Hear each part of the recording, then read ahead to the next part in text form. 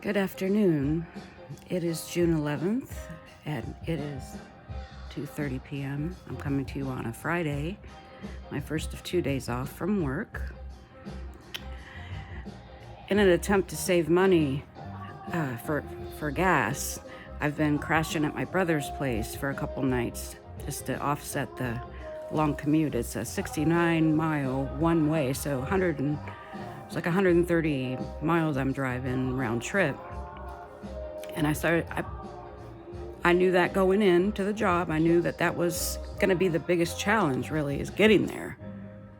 It's a long drive, and there was a time that I would have been absolutely paralyzed at the idea of driving to Columbus, because Columbus has 270 and the big freeway, and that was back when the speed limit was, before the speed limit was 70 on the highway, when it was still 55. Driving was always something I was very unsure of. I was always convinced that I was going to cause a tragic accident because I didn't drive good enough, or I made a mistake, or it was absolutely paralyzing to drive. But for over a year now, since May 15th, 2025, I've successfully driven to work in Columbus. And I think the gas budget, I figured it was going to be about $300, which was about the amount of subsidy that I used to get for my house that I also lost when I got my job, this particular job. So I was just always kind of thinking, I need to find a way to create $300 more or save $300, just to kind of balance the scales kind of thing. And I've done that all year. I've done that for a full year. And when review time, for a raise came up, I was nervous as hell. I'm like, this is where they tell me, we love you, Deb, but you're a little too forgetful. You're a little too this, that, yeah, And then I kept remembering I did the same thing at my last job as a waitress. I forgot a side of ranch, and someone complained, so everybody wants me to be fired, or I got a shift that everybody else wanted and they didn't think I deserved it because it was a good money shift. That's the thing with waitressing. It was kind of a gamble. You didn't know what you were going to make. So I had to kind of learn to live on the lowest expectation and treat anything above the lowest as temporary, not really, don't count on it. And I noticed how I was a waitress for 22 years, so I lived like that for 22 years, kind of not knowing for sure if my income was going to be there. But yet, here I am. I'm still here. I'm in a better house than I was when I started. Because when I started waitressing, I was living in Chauncey in my first house. And my house payment from there to here, where I'm living now, was double.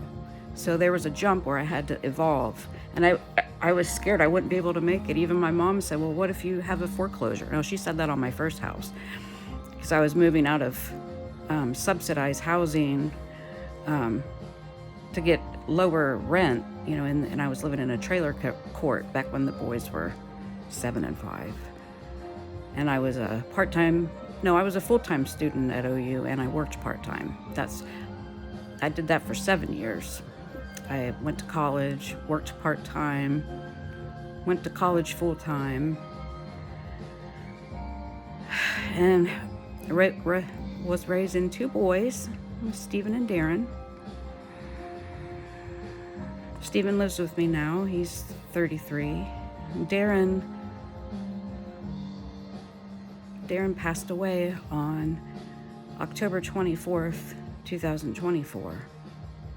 Very suddenly, very unexpectedly, and without an actual known cause. There was never an official cause of death on his death certificate. It was unknown, so there was so much uncertainty. Anyway, I didn't expect to talk about any of this when I turned on the camera. I just was getting that feeling like you need to turn on the camera now. Because I was starting to process my life. Now that I'm away from work, I'm home, there's nobody here, it's just me and Lexi, my son's dog. But I can think, I can let my mind wander where it wants to go. And how long have I been talking? 5 minutes? I thought for sure it was 30 minutes. But I figure most people's attention span these days is seconds, not minutes. If they're still here watching, it's because they don't mind a longer video. And for me personally, it's whatever I'm doing. Sometimes I want a 30-minute video. Let someone else do the talking. Let me listen. And people have always enjoyed my stories.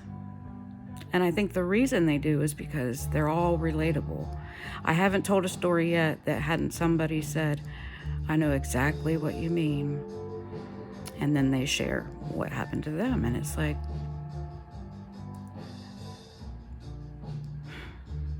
and I've been, counseled, warned, Deb, don't be so personal. Don't get your stuff all out in the open where people can use it against you.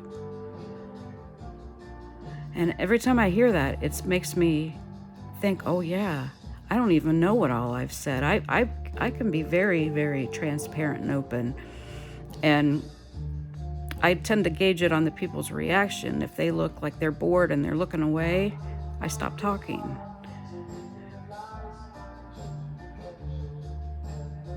At least I think I do. Maybe I don't.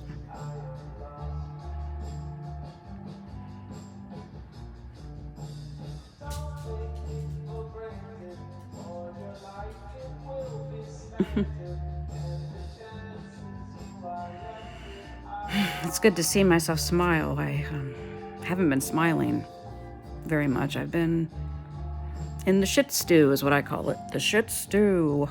The shit stew.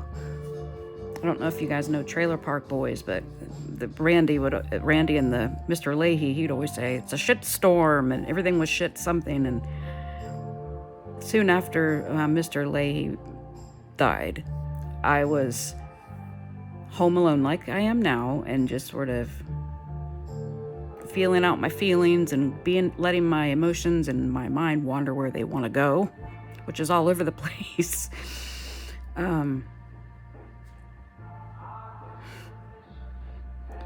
But I was thinking about how there was a local bar that I would go visit. I won't name the name.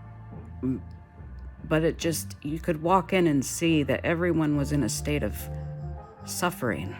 Silent suffering, but also like, it was just a very low vibration is the best way I can put it. And I heard Mr. Leahy say, they're in the shit stew. And as soon as he said that, I had an image in my mind of a coworker who I considered to be he was always having negative, very, toxic relationships that were, was affecting his ability to come to work. And I just saw an image of him sitting in a vat of stew saying, come on in, the water's fine. Like how misery loves company, Like when people are suffering, they tend to want you to sit next to them because it somehow lightens the load, I guess. But right now,